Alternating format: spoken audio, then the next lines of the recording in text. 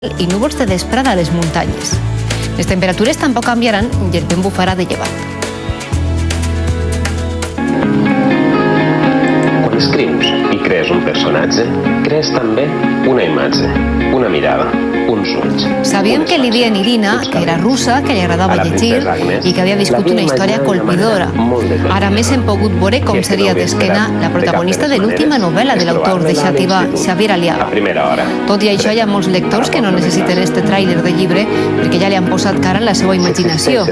El meu nom no és Irina és un dels llibres més venuts en la passada Fira de València i el seu èxit continua gràcies a esta captivadora història eixida de la ploma d'un dels escriptors més elogiats del panorama valencià actual. Arranquen els primers concerts al Festival Internacional de Benicàssim. Serà esta mateixa vesprada i els músics ja han fet les proves de so en un recinte muntat contra rellotge, però que ja està a punt per